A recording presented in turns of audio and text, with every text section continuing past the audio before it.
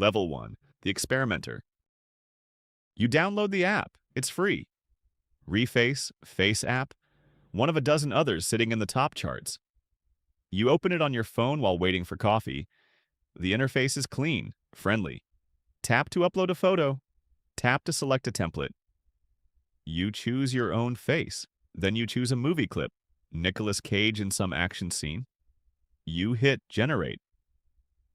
15 seconds later, it's your face on his body, throwing punches, delivering the line. The mouth sync is pretty good. Not perfect, but good enough to make you laugh. You send it to your group chat. 3 friends react with laughing emojis within a minute. One sends back their face on Gandalf. Someone else does the president giving a speech. You're all laughing. It's a joke, a novelty. A party trick you can make in a coffee shop. The app asks if you want to upgrade to premium. Better quality. Faster processing, no watermark. You think about it. $5 a month. You don't upgrade yet. The free version is enough for now. You make another one before you finish your coffee. Your face on a singer in a music video. You post it to Instagram with a joke caption. It gets 40 likes in an hour. You close the app, you go to work, you forget about it by lunch. This is where everyone starts, with a laugh and a phone app and absolutely no idea what the technology actually is. Level 2, the prankster. You're targeting someone specific now. Your friend Jake. You've been planning this for 2 days. You found a YouTube tutorial titled How to Deepfake Your Friends and followed it step by step. The software is called Deepfake Lab. Free. Open source. Runs on your gaming PC. You scraped Jake's Facebook photos. 200 images. Different angles, different lighting. You fed them into the training model. Your computer ran hot for 16 hours, fans screaming, while the neural network learned the geometry of Jake's face. You checked the progress every few hours. The preview images slowly got better.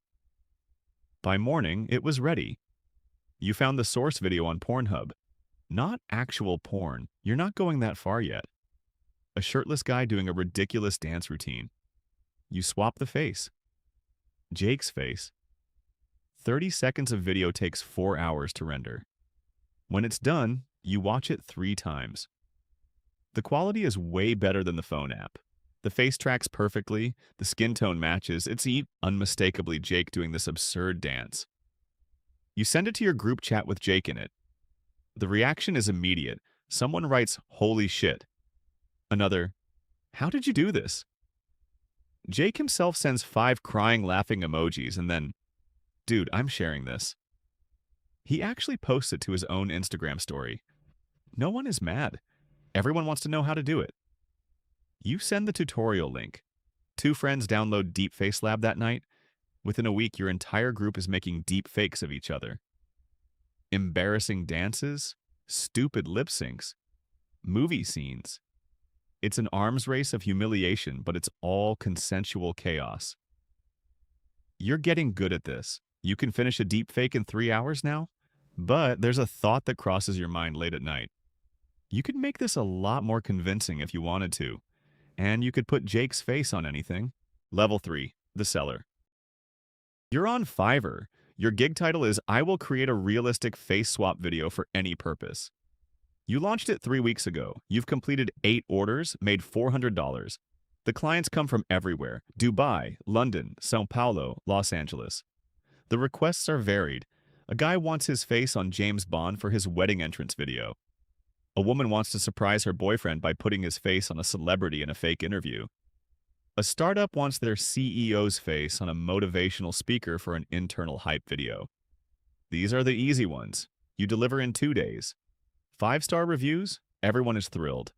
Then you get a different kind of message. Someone wants their ex-business partner's face on a video of someone yelling slurs and making threats. They offer $200. You decline. You're not doing that, not yet. The line is still visible to you. Another client wants a deep fake for a prank on a coworker. They're vague about what kind of prank. You ask questions. They stop responding. You suspect what they wanted. You're relieved they didn't push. But then a client comes through who's willing to pay $1,000. They want a corporate executive's face on a video making a fake apology for a scandal that never happened. They say it's for internal training on crisis management. You don't believe them, but they pay up front. Half now, half on delivery. You do the work. You render the video. The face tracks perfectly. The lighting is seamless. It's the best deepfake you've ever made. You deliver it, you get the second payment, you don't ask what they do with it. 2 days later, you see a video circulating on Twitter. It's your deepfake. The executive is trending. People are sharing it, believing it's real. The company releases a statement calling it fabricated. You close Twitter. You don't open it again for a week. Your Fiverr inbox has 12 new messages. They all want the same thing. Realistic deepfakes. No questions asked. The prices they're offering are higher. You stare at your screen. The line is still there, but it's moved. Level 4. The Extortionist. You're in a Telegram group. 230 members. No real names. The group description says, face swap enthusiasts. That's not what this is. You know it. Everyone here knows it. The real business happens in DMs. Someone reached out to you a month ago. They saw your work. They need someone reliable. They sent you a sample project. Create a deep fake of a specific woman. Photos provided. Placed into an existing adult video. Make it look real. They'll pay $3,000. You hesitated for 1 day. Then you said yes. You've done 6 of these now. The process is the same every time. The client sends photos of the target, usually scraped from Instagram or Facebook. Sometimes they send a video clip for voice samples too. You feed everything into the model, you train it, you render, you deliver, you get paid in Bitcoin. You don't ask what happens after, but you know. You've seen the pattern in the Telegram chatter. The deepfakes are used for sextortion. The client sends the video to the target. This is you. I'll release it unless you pay me $10,000. I'll send it to your employer, your family, everyone you know. Most targets pay. They're terrified. Even if they know it's not real, the damage of it existing is enough. You tell yourself you're just the technician. You're not the one making the threats. You're not the one ruining lives. You're just making videos. That logic holds for 3 weeks. Then you get a message from a previous client. The target killed herself. The client is annoyed because they didn't get the full payment before it happened. They want a partial refund. You stare at that message for an hour. You don't respond. You close Telegram. You don't open it for 2 days. When you do, there are 18 new DM requests. The offers are higher now. $5,000 per video. Some are offering $10,000 for faster turnaround. You've built a reputation. You accept 3 more jobs that week. You don't let yourself think about it. While you work, you focus on the technical details. The lighting, the face tracking, the render settings. You're very good at not thinking about the woman who's dead. Level 5, the Disinformation Operative. You're in an office. Not a shady basement. Not some dark web setup. An actual office with fluorescent lights and a coffee machine and a receptionist downstairs.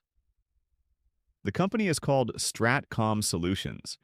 They do strategic communications consulting. The guy who hired you has a LinkedIn with 800 connections. Your job title is Synthetic Media Specialist. You make deepfakes for political campaigns. Not the candidates themselves. They would never officially contract this. You work for the consulting firms that work for the PACs that work for the people who work for the campaigns. 3 layers of separation. Plausible deniability at every level. The projects are specific. You're given a target. An opposition candidate, a whistleblower, an activist, a journalist. You're given source material. Speeches, interviews, press conferences. You're given a script. Something they never said, but that would destroy them if people thought they did. You generate the video. You deliver it. The team handles distribution. They've got bot farms, shell accounts, coordinated networks across 6 platforms. The deepfake gets released 48 hours before an election. By the time fact-checkers debunk it, millions have seen it. The damage is done. The vote is cast. You did one last month. A Senate candidate appearing to use a racial slur in what looks like a private moment caught on a hot mic. It wasn't real. You built it from scratch. but the candidate lost by 3 points. Exit polls showed the video was a major factor. You got a bonus, $4,000. The project manager took you out for drinks. He called you a game changer. You've worked on 8 campaigns now. Congressional races, governor's races, a mayoral election in a city you've never been to. You don't care about the politics. You don't even know which party you're helping most of the time. The work is just work. The money is good. $60,000 in 5 months. Someone leaked a doc last week. A journalist got hold of internal communications from a different firm doing the same work. 3 people were arrested. Your boss called an all-hands meeting. He reminded everyone about NDAs. He reminded everyone about operational security. He didn't say stop. He said be smarter. You're already being smarter. You've started using a VPN. You've started encrypting your hard drives. You've started getting paid through an LLC you set up in Delaware. You're not scared. You're just adapting. That's 3 levels from now you'll understand what you should have been scared of. Level 6, the Saboteur. You're working for a foreign government now. You don't work in their country. You work remotely. They pay you through cryptocurrency, routed through exchanges in 3 jurisdictions. You've never met your handler in person. You've never even video called. Everything is text, signal messages, always encrypted, always ephemeral. Your targets are American infrastructure, social cohesion, institutional trust. That's how the briefing document described it. You're not attacking servers or power grids. You're attacking belief. You're attacking the idea that anything you see online might be real. Last month, you created a deep fake of a U.S. general making inflammatory statements about a Middle Eastern country. The video was released through a network of accounts that posed as independent journalists. It got 2 million views before YouTube took it down. By then, it had been shared on Twitter, TikTok, Facebook. It was on the news. The general had to hold a press conference to deny he ever said it. He looked rattled. Defensive. That was the point. 2 weeks ago, you made a deep fake of a CEO announcing layoffs at a Fortune 500 company. The stock dropped 4% in an hour. The company issued a statement. The stock recovered by end of day. But for 60 minutes, chaos. Real people sold real shares based on a video you made in your apartment. You got paid $12,000 for 4 days of work. Now you're working on something bigger. A deep fake of the president? Not saying something outrageous, that's too easy to dismiss. Saying something plausible but inflammatory enough to cause international tension. A veiled threat. A policy reversal. Something that could shift markets, strain alliances, cause confusion at the highest levels for the critical first few hours before it's debunked.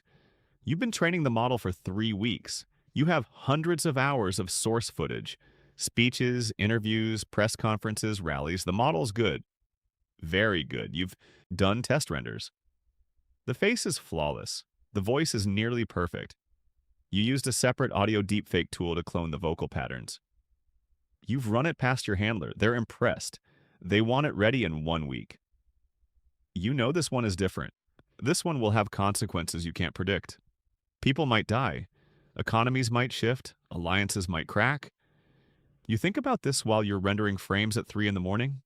Then you think about the $75,000 they're paying you for this single video. You think about how you'll never be caught because attribution is impossible. You think about how you're good at this, better than anyone they've ever worked with. You keep rendering. Level 7, the architect. You don't make deepfakes anymore. You build the tools that make deepfakes. You're a machine learning engineer. You have a PhD in computer vision from a top 10 university. You've published papers. You've spoken at conferences. You're respected in your field, and you've just signed a contract worth $500,000. The client is a private intelligence firm. They don't advertise. They don't have a website. They have an office in McLean, Virginia, and contracts with 3-letter agencies you can't name. They need next-generation deepfake technology. They need it to be undetectable. They need it to work in real time. They need it to be controllable down to micro-expressions, eye movement, breathing patterns. You're building it. Your system is called EchoFace. It runs on custom hardware. It doesn't need hours of training on a target's face. It can generate a convincing deepfake from 30 seconds of source video. It can do it live. A video call, a press conference, a hostage. Video, anything. And it can do it fast enough that the latency is unnoticeable. You've been working on this for 8 months. You have a team of 4. All of them signed ND as thicker than textbooks. None of you talk about what you're building outside the secure facility. You go in every day, scan your badge, surrender your phone, and work in a room with no windows. You've seen some of the applications. They showed you a demo last month, a simulated video call with a foreign diplomat. Except the diplomat wasn't real. The face, the voice, the mannerisms, all generated in real time by your system. The operator on the other end was just typing dialogue, and Echo Face rendered a photorealistic human saying those words with perfect lip sync. Contextual facial expressions, and even culturally appropriate body language. They used it in a field test 2 weeks ago. You weren't told details, but your handler said it worked flawlessly. An asset extraction, a compromised negotiation, something. You don't ask, you just keep improving the model. You know this technology will leak eventually, it always does. Military tech becomes corporate tech, becomes consumer tech. In 5 years, maybe 10, people will have this on their phones. Real-time deepfakes of anyone. Undetectable. Instant. You know what that will do. You know the world you're helping create. You're sitting in your car in the parking lot after work. It's dark. You're supposed to meet friends for dinner, but you've been sitting here for 20 minutes. You're thinking about the $500,000. You're thinking about the prestige of working on cutting-edge AI. You're thinking about the papers you'll publish someday, years from now, when this is declassified. You're not thinking about the last time you felt good about your work. You can't remember when that was. Level 8. The Blackmailer. You've moved past sextortion. That's small time. That's messy. Targets panic, go to the police, kill themselves.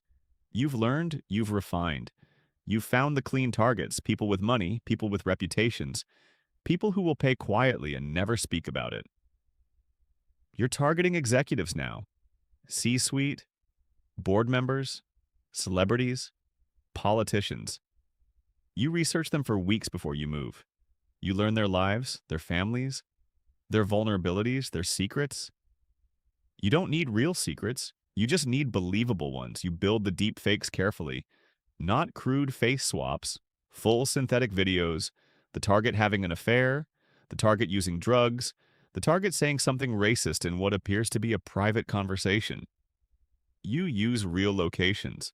Their office, their home, places they're known to visit.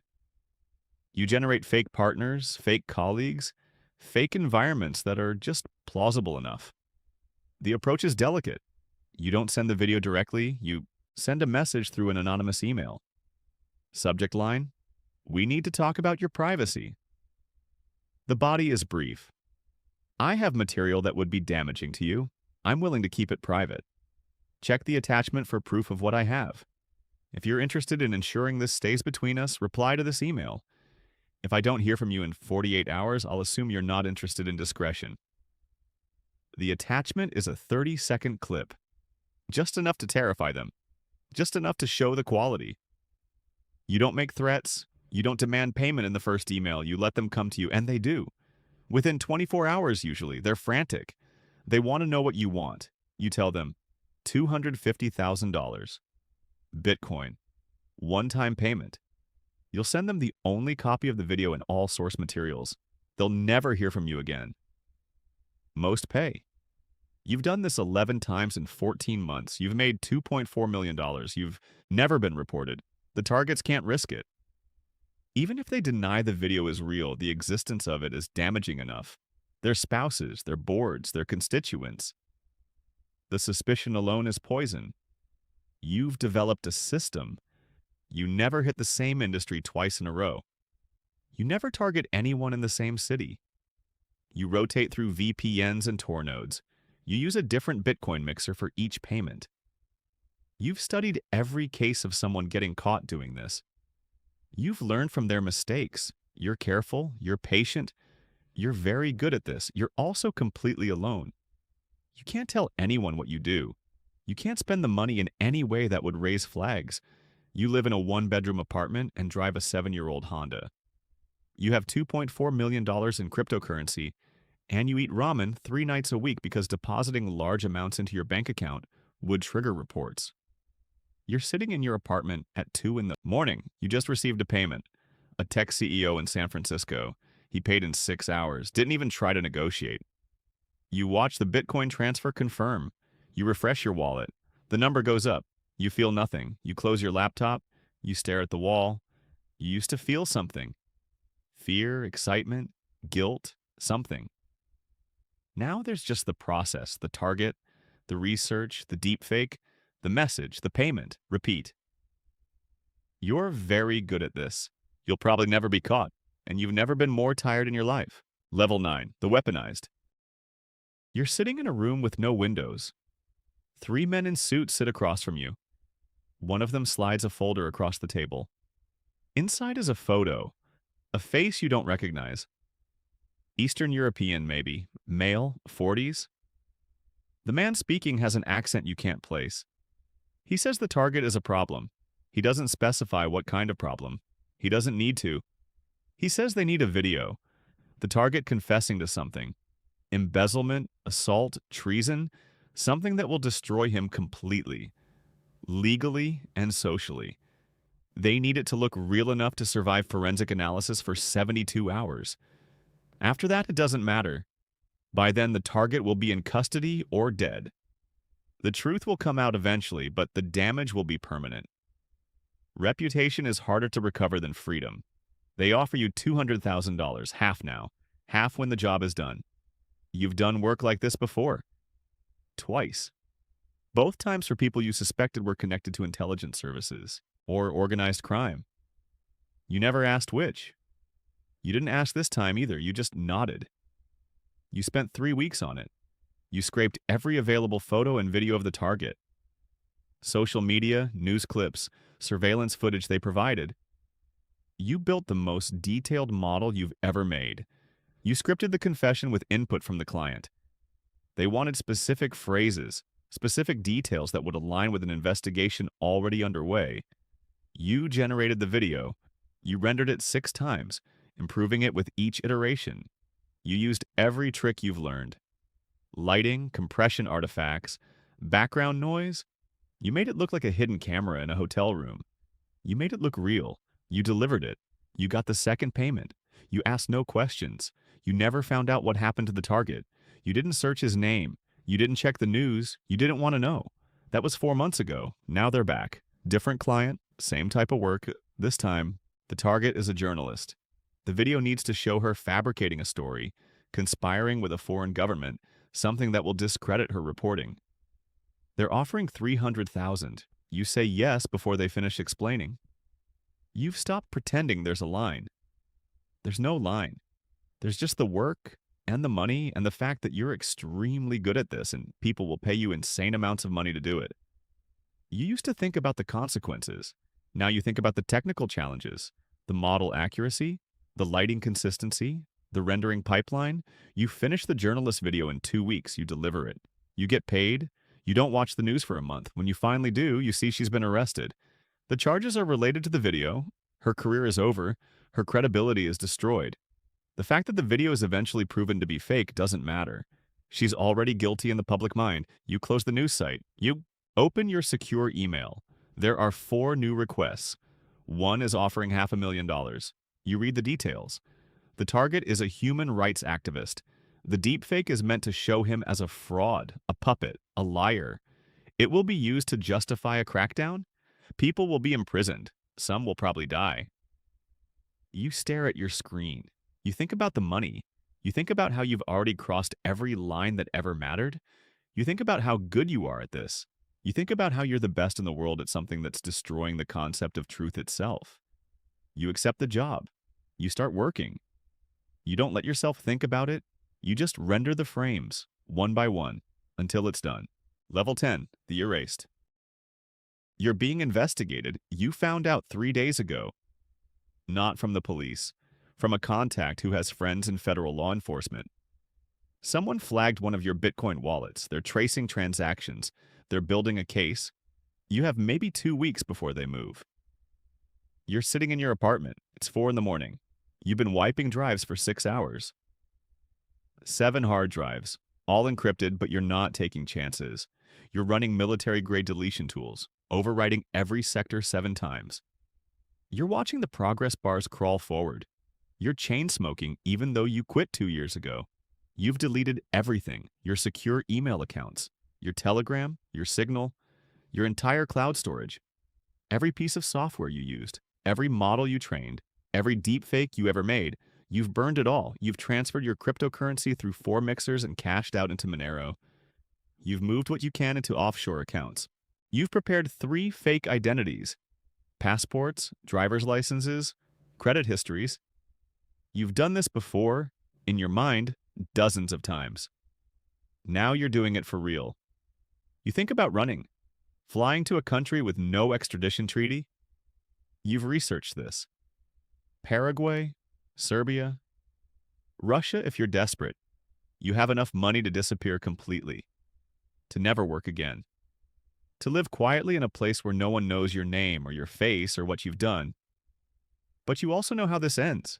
You've seen the case studies, the arrests, the trials, the sentences. 20 years, 30 years. The prosecutors make examples.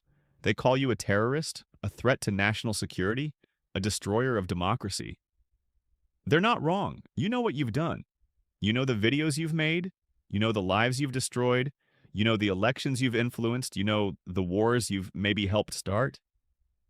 You're thinking about all of this when you hear the sound. It's 5:30 in the morning now. The sun is starting to rise. The sound is a car door, then another, then boots on stairs. Heavy. Multiple people.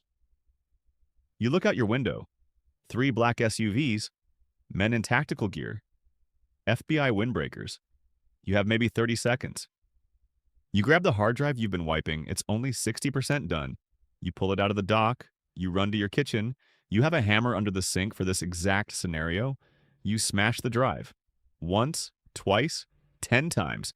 Platters shatter, components scatter. You hear the knock, loud, authoritative.